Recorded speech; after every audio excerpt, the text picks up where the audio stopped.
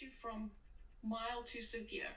And also, if you think about neurodevelopmental disorder, you can also think of autism and Tourette's syndrome. So those fall into actually a brain disorder in terms of that. So there are actually differences in brain development, brain activity. You can see there's a nice picture with little neurons. So that's where the problem happens in the brain. So there's actually differences in that brain activity. ADHD, it affects attention, ability, the person's ability to sit still, which is not true. It just may present itself differently. It is not something you outgrow, so it can continue to go until adulthood, but sometimes we manage our symptoms as adults. We are able to think forward and we are able to manage our lives a lot better than a child. And it is not a new diagnosis. It's first been documented in 1755, which is a really long time ago that they first picked out that ADHD exists. ADHD is not curable, but it is treatable through medication and lifestyle. And so there is the hyperactive impulsive type, which is the child that is very hyperactive in class. He's crawling under desks. So it's a very obvious type of ADHD. I will go through all of those symptoms now. Then you get your inattentive type, which is more of your daydreamer. And then you get your combined type, where is both daydreaming and hyperactive and impulsive. It's important to note that ADD is no longer in existence. It all falls under the category of ADHD. Very obvious type of symptom. So you can see there's a little motor with lots of things happening, pistons bobbing up and down, the fan bolt is going. So this is sort of like the child that's fidgeting and squirming, talks non-stop, goes on different thought tangents all the time, is talking about this at home, then going on about what's on TV, then he's going on about what's happening at home and at school. So he's just all over the place. This child will dash around, touch things, play with everything in sight, and picking up pencils and having difficulty staying in his seats all the time, constantly in motion. I had a child the other day who was crawling on his stomach while I was trying to do an IQ assessment. So that's very much this hyperactivity. He was a smart boy, but he really had difficulties keeping himself still and doing the tasks quietly, and to actually just remain still and focus for long periods of time was extremely difficult for his body to withstand that. Then we get our impulsive symptoms. So these children are quite impatient. They have difficulties with waiting for their turn in games. They will push in the line. If you're busy with an instruction, they'll start the task before you finish the instruction. They will say inappropriate things to their friends, teachers, parents, without thinking of the consequences. It's just absolutely no filter in terms of being able to control that impulsive, what's in my mind, I just need to say. And when we describe impulsivity, we can think of a Ferrari that has bicycle brakes, and the Ferrari is going fast and it's trying to stop with his bicycle brakes, but the bicycle brakes are just not very effective. So that is what this child is struggling with.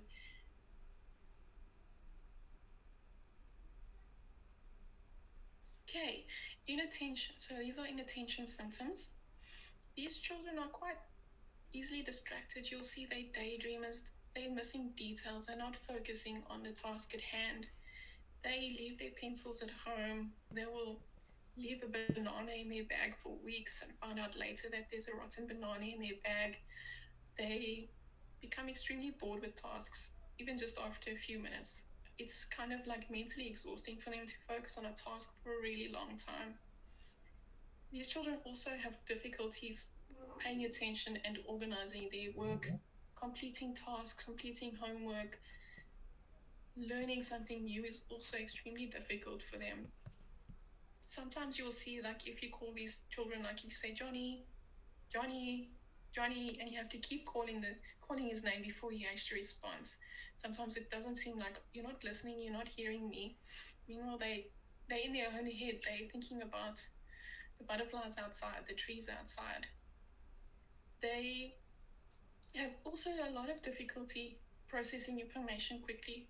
So when we give these children really long instructions, they struggle to process it quickly and accurately. They may hear the first part and the end part and maybe a little bit of the middle part, but following those full instructions are extremely difficult for these children.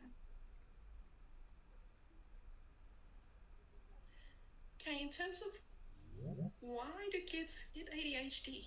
Right, so the exact cause of ADHD is not really known, but we can kind of pinpoint it to certain factors. So we think that ADHD is mostly inherited because we've seen that 80% of children with ADHD have parents or close relatives with the same types of symptoms. It's almost as heritable as your color of your eyes, which makes treating and managing ADHD in children extremely difficult because often parents also have the symptoms, and that causes a little bit of chaos in terms of, can you imagine a child getting ready for work, a child getting ready for school, and the parents getting ready for work, and it could just be chaos in the house in the mornings, and this is maybe why the child is late for school. Another cause is possible that there's an imbalance of certain chemical messengers in the brain. So that picture that was on, I think, the second slide, the little neurons. So those chemicals in between those neurons is dopamine and noradrenaline. And these are kind of like the brakes and the filters in our brain. And people with ADHD may struggle with those chemicals in their brain. There may be problems there. Another element we look at is difficulties during pregnancy or birth. Sometimes the low birth weight, the premature birth, may impact it. If a parent smokes cigarettes, drinks alcohol, or even other substances, the parent may have psychiatric disorders while pregnant, exposure to lead. And then also we look at early life events such as abuse. The child is in foster care, the child is exposed to poverty, so those can also influence.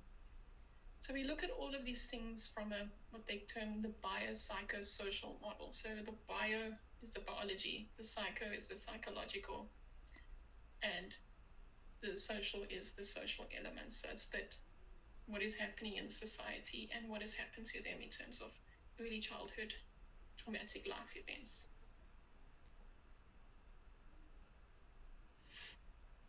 So what happens to these children if the ADHD is missed or not managed correctly? So there's a high rate of school failure and underachievement.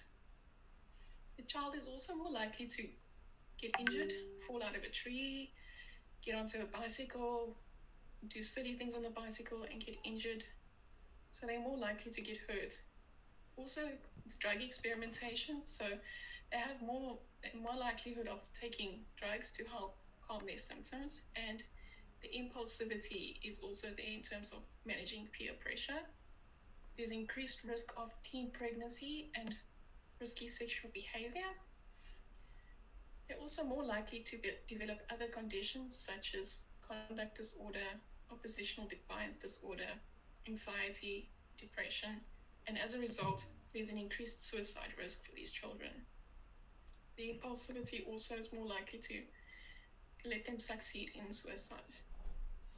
They also did studies in prison populations, and they found that around 20% of people in prison have ADHD, and so they're more likely to get involved in crime. If you consider our usual prevalence is about 5%, there's 20% in prison population, so it's quite a high prevalence rate in prison. These children and adults actually feel like their life is just a repetitive failure because they just not managing to succeed in any part of their life with regards to academic achievement and social functioning, interpersonal relationships. Sometimes these people get into relationships, they may be abused or get abused. So there are a lot of elements to look at in terms of impairments. This is why we need to treat ADHD early, and which is why we need to spread awareness in terms of what it is, how we can treat it, and how we can manage it to prevent all of these impairments from happening. Because it's also, children with ADHD, almost half of them may also struggle with their self-esteem difficulties. They also can develop secondary learning difficulties because they lose out on a lot of learning with ADHD. They're not concentrating, they're not following work.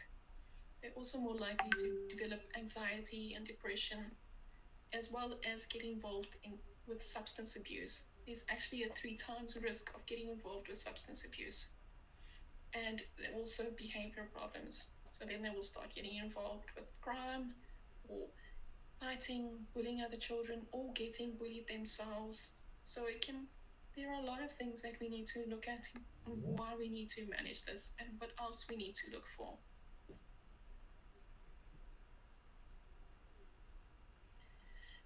So when we think of ADHD, sometimes there are other things that may also appear like these type of symptoms that I've been discussing. A child with visual and hearing problems may also act out in the class. They may appear not to be listening or focusing because they can't hear or see. There's also another element called sensory processing difficulty. So if you think of all of your senses, your sight, your hearing, your taste, your feelings, what's happening, the temperature outside, some children have a lot of difficulties processing these things, and it's very overwhelming for the brain, and it can be very distracting. Learning disorders can also look like ADHD because we've got learning problems and we're acting out in class because we'd rather not read or write our work. We would rather bother the child next to us. They don't look like they're concentrating because they're actually really struggling to learn. Other disorders such as autism spectrum disorder, nutritional problems, if they're not eating enough, they're not eating the correct things, and lack of sleep, they're tired. So all of those things can cause difficulties in the classroom, concentration, they're falling asleep while you are talking. I hope I'm keeping all of you awake right now. Also, we also need to think of, could there be neurological problems that are causing this behavior? Is there other problems such as parasitic infestation, such as worms? Is the child wiggling because they have worms? And post-traumatic stress in terms of children that have been exposed to violence and abuse can also look like ADHD in the form of post-traumatic stress disorder, because the child will be quite hypervigilant and very aware of their surroundings and very distractible. Okay, I'm going to hand over to Tawny now, and she is going to discuss management and as well as teacher interventions. So I'm going to stop sharing my screen and hand over to her. Thank you, Claire. Can someone just indicate if you're able to see my slides? Yes. Yes, we can see your slide. All right, wonderful. Okay, and communities we work in, there's very little access to therapy, but if it's possible, this is a wonderful step to take. In therapy, parents can be given information about ADHD and how to support the children support their children. And as Claire mentioned, a large percentage of children who are identified with ADHD will then do some investigation and find out that the parents have ADHD. And so it's helpful for parents to then understand what's going on for them as well. Because if you think about how emotions can be very strong for people like this, and also planning and getting things done, motivation and organization, it can be very hard for a parent, or anybody really, but a parent, to support their ADHD child if they're struggling with the same things that their children are struggling with. Also, therapy for a child can address self-esteem issues and emotional regulation, which is tips and techniques on how to deal with very big, scary emotions. We've seen that a lot of children with ADHD have very poor self-esteem, and this is often because a lot of the feedback that they get at school and at home is negative feedback. It's things like, please, like, sit down, be quiet, stop wiggling, you should just try harder, those types of messages. And there's actually some research to show that by the age of 12, children with ADHD will have received 20,000 more negative messages or negative sentences with negative feedback than children without ADHD. So you can just imagine what a big impact that has on a little person or a teenager and an adult as well. Another part of it would be addressing stresses. So there's often a lot of parental conflict in homes where there is ADHD, and this can be for a multitude of reasons. Sometimes there are disagreements in parents of how to manage the child's ADHD and the child's difficult behavior. There may be parental conflict in that regard, or the parents sometimes having children with a lot of behavioral difficulties, or not sometimes, it can be exhausting and parents don't really know what to do, the same as teachers might not know what to do.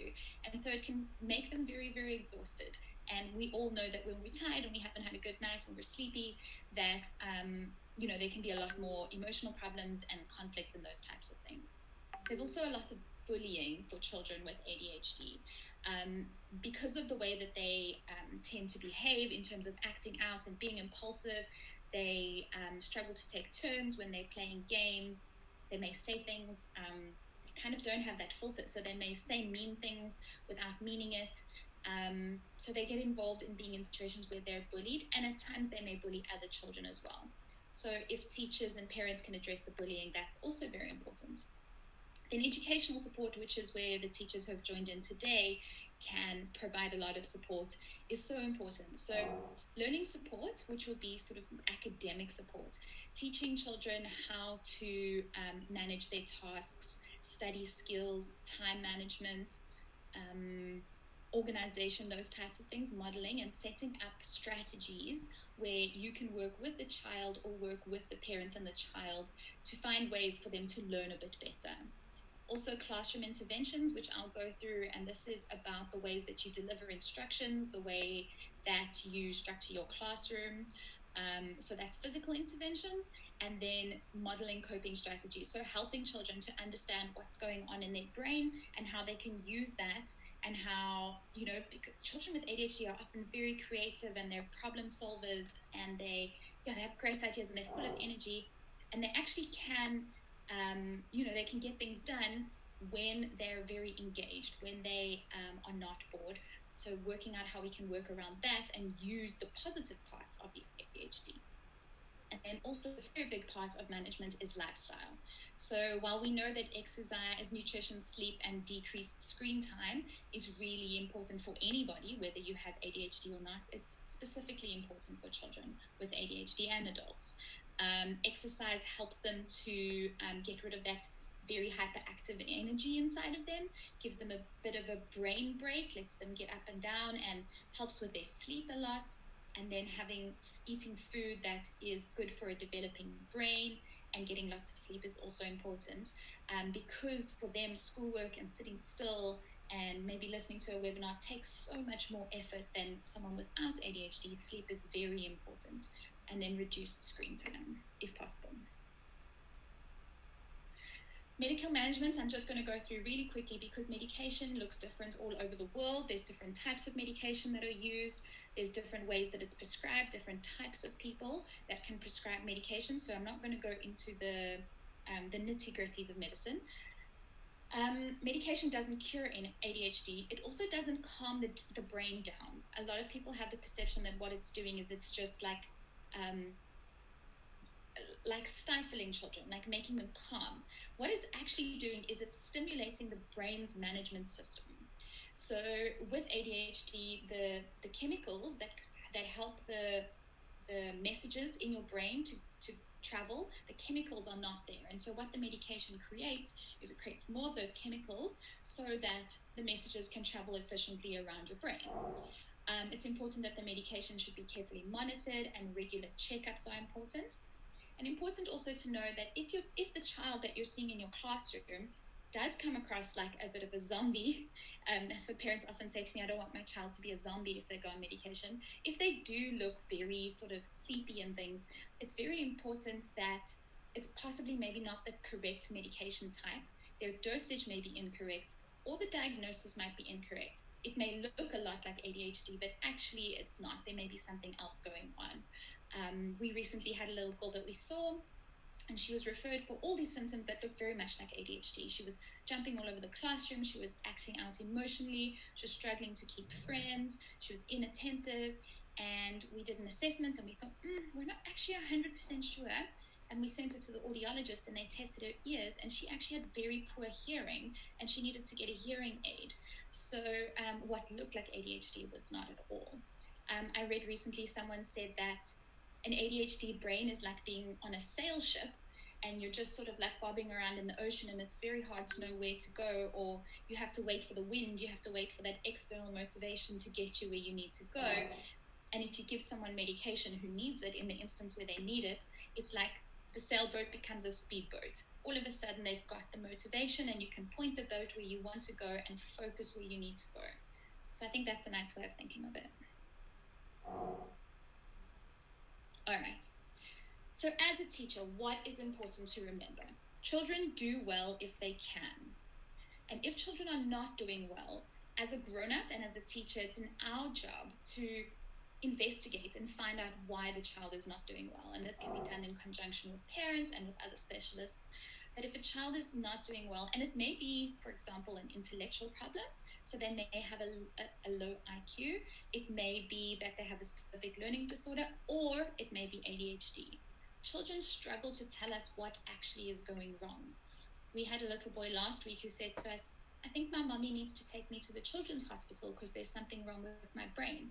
So he was able to tell us that something's not working the same as the other children, but he couldn't express what exactly was going on for him. So we need to remember that children do well if they can, and if they aren't doing well, we need to investigate what that is. And then also, there is a big difference between can't and won't. It can be very hard as a teacher to have a child that is not doing their homework, that is not turning their assignments in, that is disruptive, that's not listening in class, that's bothering their friends and fidgeting. And we can get very irritated and frustrated with them because why can you not just stop? Why can you not just sit still? But for a lot of children with ADHD, it's not that they can't, it's not that they won't do it. It's that they can't do it. It's not that they're being disrespectful. It's not that they are disobeying you. It's that the part of their brain that allows them to do that won't let them do it. It's not that they, sorry, I feel like I've mixed up that sentence a little bit. It's not that they're being defiant. It's not that they're choosing not to do it. It's that their brain won't, they just can't. They can't do it. Okay, so what's important when you have a child with ADHD in your class? The first step is you need to focus on the relationship. Children with ADHD often have, like we said, they get negative feedback a lot, and they need to know that your classroom is a safe space. They need to know that you understand that there's something going on for them that's making it hard, and that you want to work together with them to figure out ways to make it a little bit easier. So you want to focus on the relationship. You want to have a dialogue with them. You want to discuss, mommy told me that, or if it's a teen, we know that you have ADHD. What does that mean for you? How can I, as your teacher, help you? What are some tips and tricks that work for you at home? What types of things are you really struggling with? Those types of things. So to have an open relationship, to say, I realize you're having difficulties. I want to work with you to figure out what those difficulties are. And then after you've created this relationship and created trust and safety, then it's working together with the child or the parent or the psychologist or the whole team that's helping this child to figure out what works. For some children, that's medication at home and then coming to school. But then in school, what are things that can help us? So regulation means the ability to be able to focus, to be able to control your emotions, to be able to be in a good space to learn. So once the child feels safe, then you can focus on tips and tricks that can work in class to help them to regulate. And once they're regulated, then they'll be able to take part in your class. Because you can imagine for a child who is distracted by every noise and sound, it's very hard to be listening to a maths class, for example. If they can hear everything, they can, like the lights are a little bit overwhelming, they can hear the birds outside and the traffic. And the same with, for example, online learning, where there's pop-ups and there's emails and there's a phone and there's maybe a dog in the background. So we need to find out how do we create a safe environment and make the necessary accommodations for these children so that they are in the best space they can be in emotionally and physically in order to learn. So I thought I would give you an example ADHD impacts planning, motivation, task initiation, task follow-through, and working memory. Those are some things which ADHD creates specific impairments in. So I want for you to imagine that you're in your classroom and you're giving children a task. So let's say the task is, I'd like you to take out your notebook and write down which homework you have for maths today. And once you've done that, I would like you to put that notebook away, and then I want you to take out your maths workbook, and we're going to start on page 273. Okay. So what is happening in that moment for a child? They need to be listening to your instruction. They need to understand everything that you've said. Then they need to copy the work correctly off the board into their notebook. Then they need to put that notebook away. They need to grab the workbook, and then they need to turn to the right page. Remember what page you told them they need to return, and they need to open to, and they need to start their task. All the while those things are all happening, they need to keep the task in mind. They need to remember it. They need to be filtering out distractions, and we know that the part of the brain, the filter system, is not working the way that it ought to. So distractions are very prominent for them. They also need to be managing their very strong emotions and frustrations that they're feeling, and they need to manage motivation. And we know that ADHD makes all those things difficult. So while this may seem like a simple instruction to someone, take one book out, write something in, and then take your other workbook out, for a child who is struggling with ADHD, the parts of the brain that help them to do that become totally overwhelmed. And so we as teachers need to find out ways that they can, that we can give them a task like this in a way that's manageable for them so that they can do it. Okay, so in a classroom environment, what can you do? Positive reinforcement is super, super, super big. So this is giving positive feedback as often as you can to a child with ADHD. As I mentioned, they often get negative feedback and they have very poor self-esteem. And also it's very, very frustrating for them because they often really want to do something. They want to do well. They want to do well on the test. They want to remember their homework. They want to remember to bring their gym clothes to school, those types of things. But they really, really struggle with it. And so you want to be giving a lot of positive reinforcement, which is also then going to work to build that relationship, which I was saying was so important. And what's important is it doesn't have to be a huge thing. It doesn't have to be that all of a sudden they've gone from getting a D in their science class to an A. It can be a teeny tiny little thing. So say, for example, yesterday they managed to complete 2 questions of their homework, but today they managed to do 4. Even if they didn't answer the question correctly, when we're starting to build up their sense of self and coping skills, even if they manage to do 4 questions rather than 2, that's something to make a big deal out of, to make them feel that you notice that they're trying really hard. Visual reminders and cues are very important. So this could be up in your classroom. It could be instructions of how we complete tasks. It could be, for example, let's say they have a little block on their table that has different colors, and the blue side means we're working on science, and the green side means that we could be reading a book, and the yellow side means that we're listening to the instructions of the teacher. Then you can instruct the child, or you can just walk past their class and move the block so they know what's going on at the moment. Because if their attention is fading all the time and they're coming in and out, when they manage to focus, they might not actually know what's going on or what they ought to be doing. Children with ADHD also struggle a lot with change and routine. So because everything can feel so chaotic and overwhelming for them, having a routine and knowing what to expect next can help reduce the anxiety and help them to not act out emotionally. If there's a big change in routine, so say, for example, you usually write exams on a Thursday, but for this week you'll be writing them on a Wednesday, that can create a lot of anxiety. So to pre-warn them, to start the week before and say, next week we'll be doing something different. Remember, next week we'll be doing something different. Movement breaks are important. I don't know about you guys, but for me, when I'm doing a webinar or listening in on a webinar or an online class, it's very hard for me to sit still for an extended period of time. And oftentimes we expect children in a classroom to sit still and be quiet and restrict their movements for long periods of time. And that is hard for any child and most adults, but for children with ADHD who have all this excessive energy and impulsivity, it's very hard. So allowing movement breaks is important. It can even just be to walk to the classroom next door. It could be that they're allowed to stand up and work for a little bit. It could be that they're allowed to walk outside and have a sip of water. If you're doing your classes online, it could be that they're allowed to turn off their camera for a little bit and they're allowed to do some wiggles, whatever really helps. And that enables them to re-engage their brain, get rid of a little bit of that frustration, and then sit down and refocus.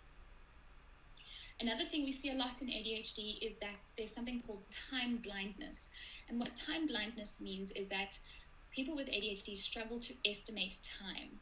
So they struggle a lot to know how much time a task will take, or for example, to estimate, okay, I have an hour for this exam, how to plan their time, how long it will take to study for a certain exam. So using physical clocks and timers in the classroom or countdown timers is very, very, very helpful. And also, say, for example, they really, really struggle with history class. If they can have a timer that they can see counting down, like, okay, gosh, I just need to last 25 more minutes in this class, it can help a lot with motivation.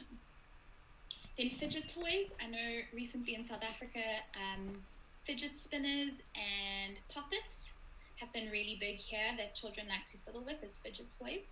Fidget toys can be very helpful to keep the hands busy and get rid of some of that energy when it's impossible for them to be standing and moving around.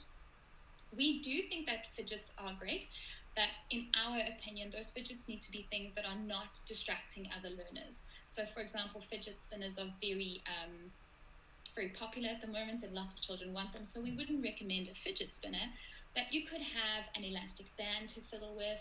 You could have, we saw recently someone had stuck Velcro under the table, under the desk, so the child was able to play with the different textures of the Velcro.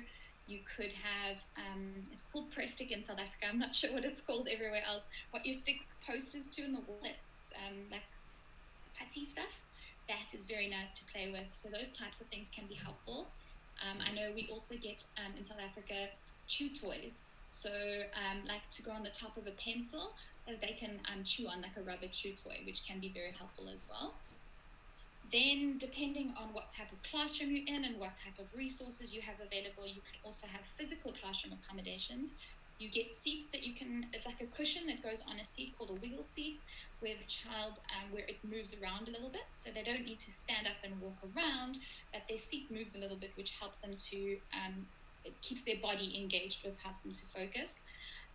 Those elastic bands that people use in Pilates classes and stretch classes, you can tie that around the bottom of the chair, around the four legs of the chair, and they can put their feet on that and bounce on that, which is helpful.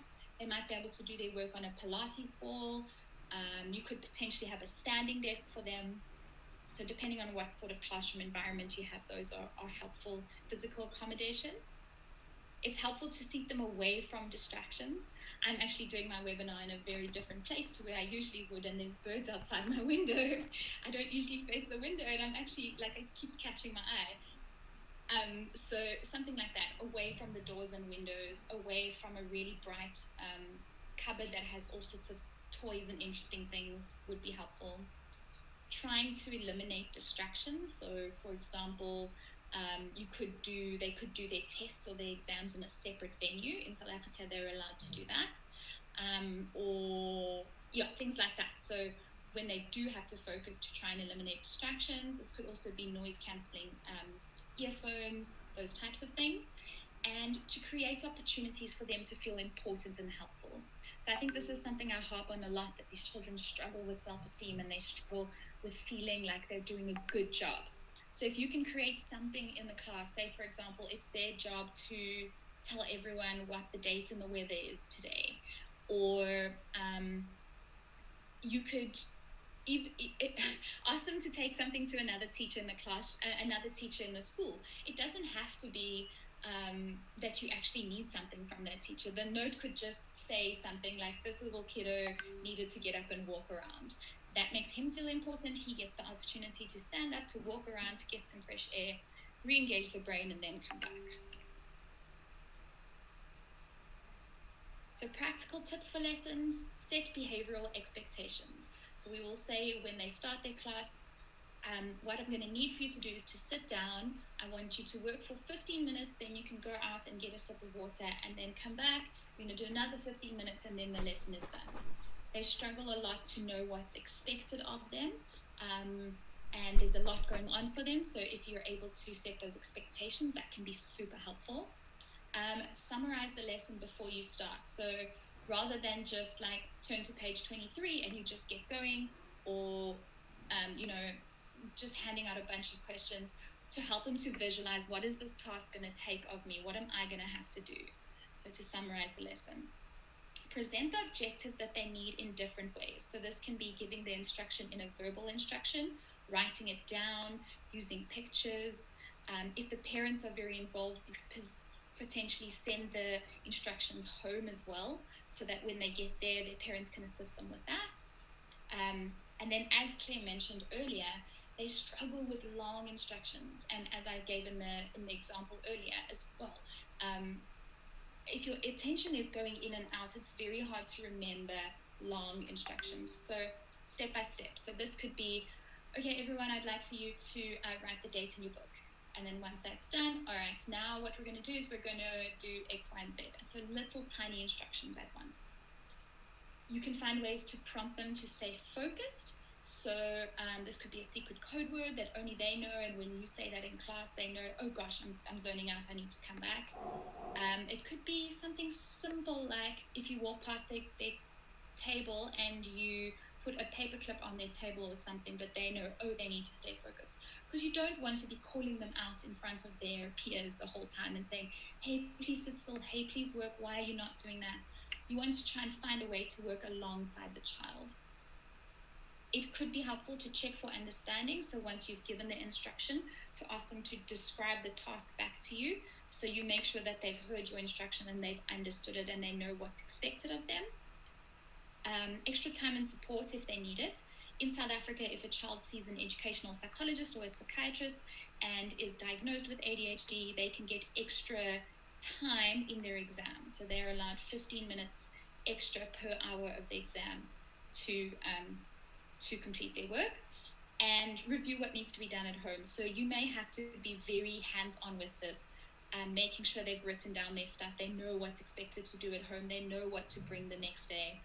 I know some teachers have advocated that a child with ADHD get 2 textbooks, that they can keep one at home and bring one to school so that they don't have to worry about forgetting those types of things. So it's very much about working with the children and the family.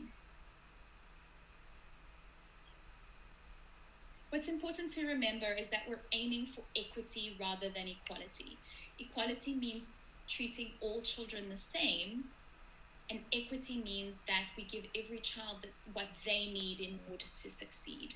So we change the way that we teach them, we change the way we interact with them and support them so that they have the abilities to succeed. The same way that if a child came to your class that was vision impaired, you wouldn't expect them to be able to complete a class without wearing their glasses. You might move them to the front of the class, you might print their worksheets in bigger text, for example. It's the same thing. We need to make accommodations for children with ADHD. So some final thoughts. ADHD is a lifelong condition and it can cause significant distress emotionally, academically, socially, but there is a lot of hope. It is something that can be identified, it can be managed, and children like this, children and adults with ADHD can be incredibly successful if they are given the correct support and if they learn how to manage what's going on for them. Don't underestimate a child's insight. Ask them what they need. Speak to them. Claire saw a little boy last week, or a little while ago, and he said to her, when I sit down and when I come to do my tasks with you, please can I have something in my hand? I need to fiddle. I can't listen if I don't have something in my hand. He didn't know that he had ADHD, but he knew what he needed in order to stay focused. Set realistic expectations. So you may have to change what you expect of students. for a child with ADHD. You may, if you expect other children to sit through a whole class, you may have to change it. If you expect other children to complete 50 maths questions, you may have to change it, and they only need to do 20 if they can show that they understand the concept. Educate to advocate. Children with ADHD need people in their corner. They need people to be advocating for them, to be standing up for them, to be decreasing the stigma about what they're going through. And the more that you learn about ADHD and how to support these children, the more you can advocate for them. And finally, compassion and consistency are key. You need to remember to focus on building that relationship and doing it steadily and being there with them, walking the journey along with them and being consistent so that you can support them. And a thought to leave you with: a good education can change anyone, but a good teacher can change everything. Okay, so that is our presentation. We would love to take some questions if there are.